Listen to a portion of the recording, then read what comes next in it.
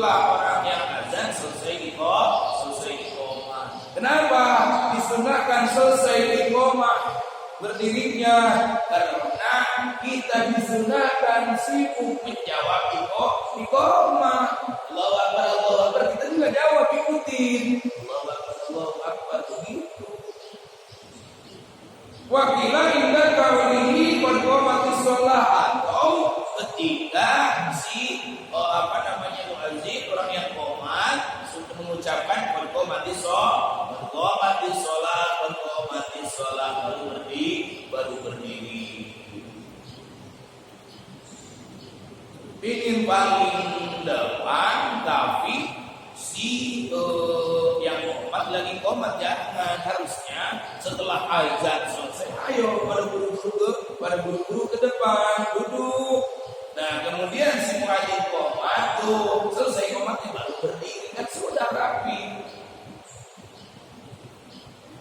Yang kedua taswiyatus sufufi wal amru biha wa min al-imami agadu. Sunnah berjamaah taswiyatus sufu, meluruskan saf, luruskan semuanya, bukan dari imam saja, ya, bukan dari imam saja. Ketika si imam mengucapkan sawu sufu, kamu meluruskan safnya, dan kemudian di antara kita juga melihat ke kanan kiri, luruskan. Sunnah dalam berjamaah.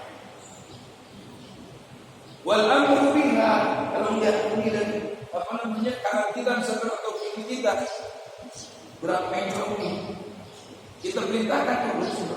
Itu sunnahnya kita berjamaah seperti itu. Jadi bukan hanya imam saja yang memerintahkan untuk lurus saf, akan tetapi si makmum juga mendapatkan pahala sunnah ketika dia ikut meluruskan dan memerintahkan untuk melurus teman-temannya yang ada di kanan kiri kita.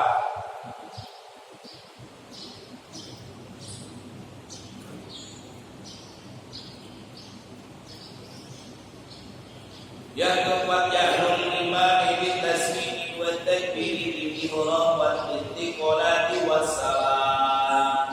Yang keempat, yang ketiga, al-mubadaratu ila shafil awwal. Disunahkan ketika kita berjamaah al-mubadarah, buru-buru ila shafil awwal, menuju shaf yang pertama. Jadi artinya datangnya kita ke masjid itu minimal seperempat jam lagi sebelum azan. Jadi kita sudah berada di barisan paling depan. Ini datangnya setelah qomat pengennya di depan, ya kan? Buru-buru disuruh sama dia, saya pengen di depan.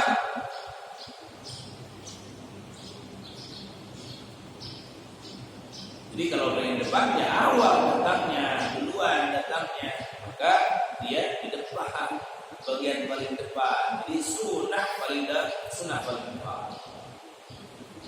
Ya keempat, yahrul imam bi tasmi'i wa takbir bil ihram. Disunahkan kepada si imam khusus at-tasmi' bi takbir wal ihram. At-tasmi' itu harus kedengaran suaranya. Allahu Akbar. Bertakbir sami'a Allahu liman hamidah. Benar isma'mu. Ikan kita sudah pakai suara.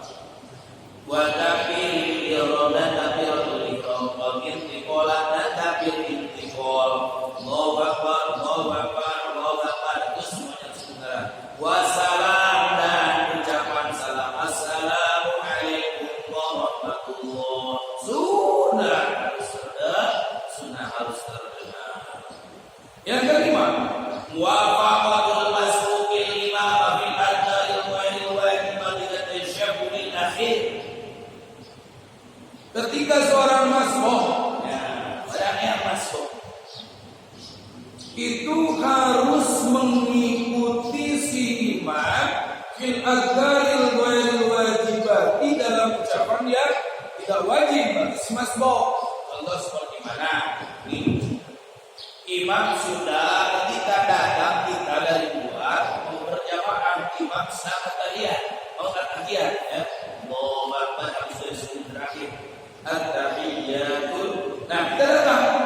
Bagaimana nih? Agar dapat pahala berjamaah ikut juga tahiyat. Langsung aja duduk. Kemudian apa? Karena yang dibaca tahiyat, nah kita juga baca tahiyat. Nah, tadi ikutin aja baca tahiyat. Sunnah bagi kita tuh. Kita yang masbuk nih, kita yang masbuk. Ya kan? Kita mau sholat, imam sudah tahiyat akhir, ya sudah tahiyat. Nah kita masuk, wah sudah duduk. Jangan tungguin salam agar kita dapat pahala jamaah, ikut duduk dengan imam. Nah si imam lagi baca apa? Si imam lagi baca tasawuf, lagi baca at-tahiyat, kita juga baca at-tahiyat juga. Ya kan begitu. Sunahnya seperti itu. Jadi muwafaqah al-masbuqu muwafaqatul imam. Si masbuk harus disunahkan mengikuti daripada apa yang dibaca imam. Kalau si imam at-tahiyat itu ya juga tahiyat. Walaupun kita bukan saatnya tahiyat, rakaat satu saja belum dapat karena kita mendapat di sini sudah tahiyat, tapi sunnah baca tahiyat terusnya. Yang keenam, ayat ilal imamu ilal makmumina min jihati yaminihi. Nomor keenam, disunahkan iltifat lirik si imam kepada makmum min jihati yaminihi. Artinya sunnah bagi si imam setelah sholat itu sampai mana? Sampai Allahumma antas salam wa minkas salam. Nah, duduknya apa? Berubah posisinya. Tuh. Jadi muka sebelah kanannya hadap ke makmum. Ada yang begini langsung, ya kan? Tapi kalau Imam Ghazali begini, ya. Dan terus gimana? Enggak pernah selama ini begitu. Oh, saya mah takut aja. Kenapa? Apalagi kalau berbalik begini. Saya lagi wiridan, orang pada balik. Hati saya jadi jelek jadinya. Besar betul lu nggak mau pikir begitu. Hati kita takutnya begitu. Ya sudah, saya pandang ke depan aja dah. Daripada saya kotor hati saya begitu, ya kan? Jadi sunnah setelah sholat, ya. Sunnah setelah sholat si imam itu kalau zikirnya, kalau langsung saya berdoa salat betul atau ini berupa kiat kanannya ke makmum. Terus kenapa? Kalau saya di sini belum sama sekali. Saya takut daripada hati saya kotor melihat yang lain pada belagu gitu. Gak mau berzikir, gak mau berdoa. Daripada berpikir, sudah mending ke depan aja. Tidak melihat siapa yang pergi, tidak melihat siapa yang sedang berzikir. Kenapa? Karena sunnah bagi seorang makmum itu mengikuti imam sampai selesai. Kalau tidak ada sesuatu hal yang urgent. Kalau kita di rumah santai-santai aja, nggak ada apa-apa, ya kan? Paling di rumah juga cuma nonton TV, atau di rumah juga cuma kongko-kongko dengan teman-teman kita, dengan tetangga kita, mending zikir dulu selesaikan, baru pulang. Itu kesunahan bagi si makmum. Jangan imam belum selesai zikir udah Allahumma lantas jalan begitu. Selesai dulu sampai amin baru pulang. Jadi itu kesunahan si imam tadi. Dan dia menghadap si makmum. Kenapa di sini tidak ada yang menghadap makmum? Karena ditakutkan itu daripada hati kita jelek, dia berburuk sangka kepada orang yang lain, seperti itu aja. Ya itu juga bagi yang doyan aja. Ya kalau nggak doyan itu ya apa-apa. Kenapa? Masya Allah, kalau kita melihat daripada sisi rahasia berzikir setelah sholat itu sangat banyak sekali manfaat dan faedah kita untuk berzikir, kita untuk wiridan setelah sholat, selain menambal kekurangan kita dalam sholat kita. Orang nggak lama, paling lama pun 15 menit, paling lama pun 20 menit. Itu kita mengagungkan Allah.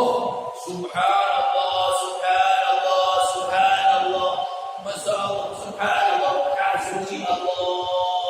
Subhanallah, maha suci Allah.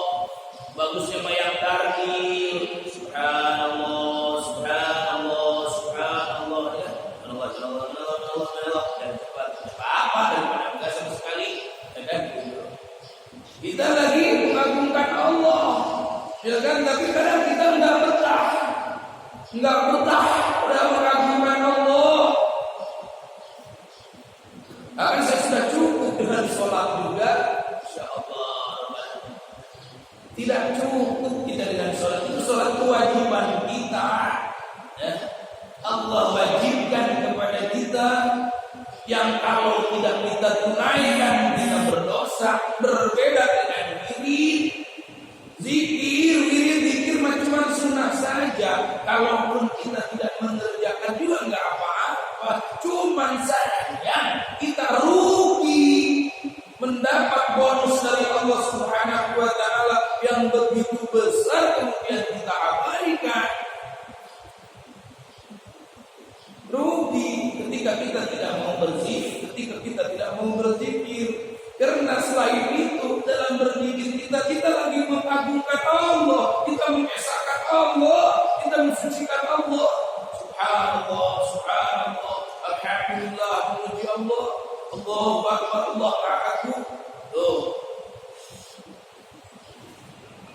Memang kalau tidak dimulai, jadi setan ini, masya Allah, berbanyak kali, ya kan?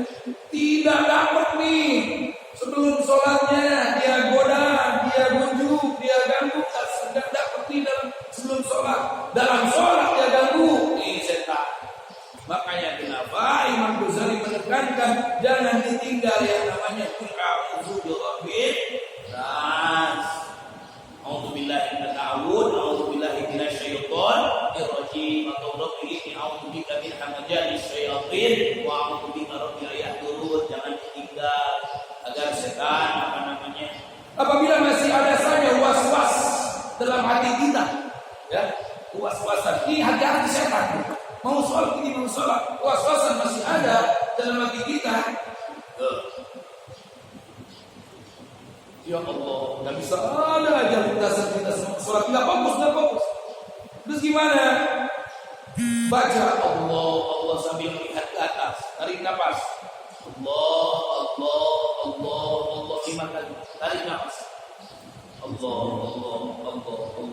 sambil melihat ke atas. Karena setan tidak ada tanda di atas.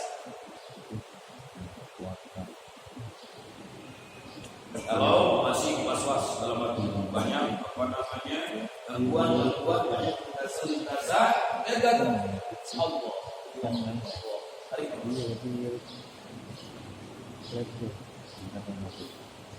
Tuh setan, dalam sholatnya nggak bisa diganggu juga dalam sholatnya. Setelah selesai sholat, tidak, ngapain duduk, balik. Makan. Itu istri kamu dah masak dan mungkin makan. Tadinya mau wiridan nggak jadi. Tapi kalau dimulai sekali saja wiridan, ya sekali ikut 2 kali ikut. Nanti lama-lama akan merasakan lezatnya berzikir kepada Allah Subhanahu wa taala. Kalau seseorang sudah merasakan yang namanya lezat dalam berzikir kepada Allah, masya Allah, nanti akan semakin cepat terhubung konek hatinya dengan Allah, sehingga segala sesuatunya pasti dia akan merasa khusyuk. Ketika baca Al-Quran dia pasti khusyuk, ketika dia berzikir pasti khusyuk.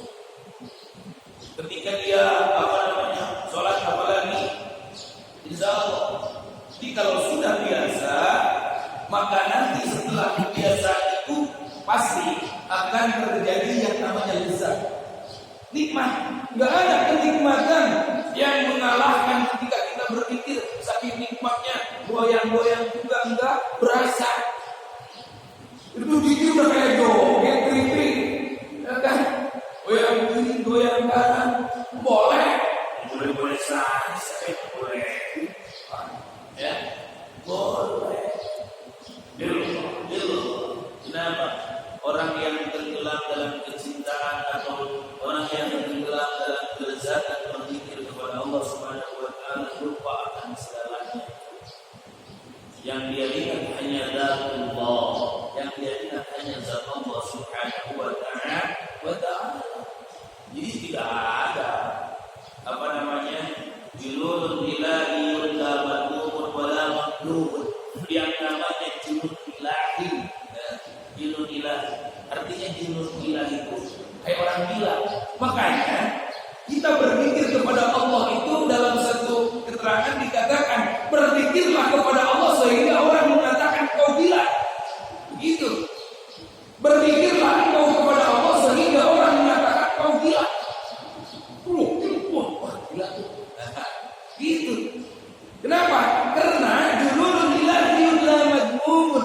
Yang namanya junun ilahi, kita terlena tenggelam dalam lezatnya berzikir sampai hati kita hanya mengingat Allah, itu dapat wala maqdud. Kalau gila seperti itu tidak ada aibnya, tidak ada celahnya. Jadi orang yang sudah tenggelam hatinya hanya teringat kepada Allah, dia akan lupa tentang dirinya, seolah-olah dia gila. Ada, jadi makanya jangan apa namanya berenang macam-macam, jangan pernah sembarangan ketika melihat orang gila juga. Enggak tahu, siapa tahu orang gila itu wali. Gila secara zahirnya tuh begitu dalam Islam tuh. Maka kenapa kita sesama manusia harus saling menghargai? Sesama orang gila pun kita tidak boleh menghinanya, kita tidak boleh mengganggunya. Kenapa? Ditakutkan orang yang kita anggap gila ini ternyata aulia Allah, wali Allah. Gitu. Kenapa? Seorang wali Allah ketika dia sudah terlelap hatinya hanya teringat kepada Allah, lupakan jasadnya, lupakan dirinya. Besi yang dibakar menjadi merah, menjadi api, besinya sudah tidak kelihatan lagi. Mana besinya? Yang ada hanya api saja. Ketika seseorang sudah ingat sama Allah, ingat sama Sang Khalik, sudah tidak ada lagi di dalam hatinya, maka dia sudah tidak ingat dengan dirinya. Dirinya mau telanjang bulan, mau kayak apa? Karena sudah lupa dengan diri, lupa dengan diri. Yang ada hanya Allah. Itu yang disebut dengan jannah. Itu yang disebut dengan majdud. Artinya tertarik hati ini dengan Allah Subhanahu wa ta'ala. Waduh, sudah bulan suci.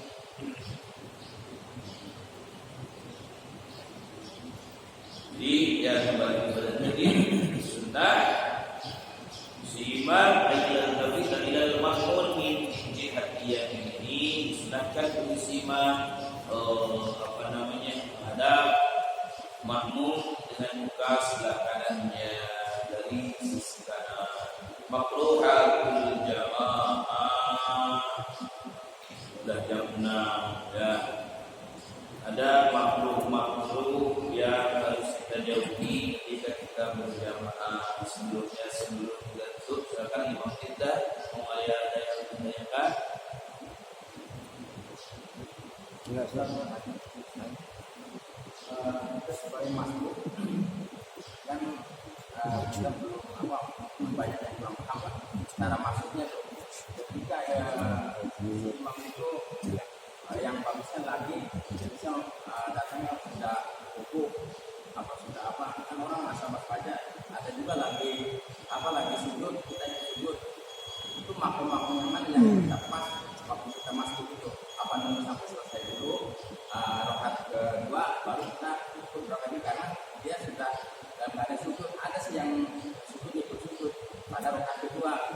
Itu yang bagusnya mana gitu, pas waktu yang bagusnya kita masuk. Ya. Jadi tadi sudah dibilang kalau ketika kita masuk masjid si imam sudah tahiyat awal, ikut atau ketika tahiyat awal, ketika kita masuk ternyata si imam sedang sujud, ikut sujudnya. Ya. Jadi ketika rukun-rukun yang sedang dikerjakan di situ kita masuk. Ini dapat sunnah enggak bagi makmum ngikutin bacaan wirid zikirnya imam gitu. Makanya dari astagfirullah sampai tahlil terakhir itu kita ikut suara keras juga.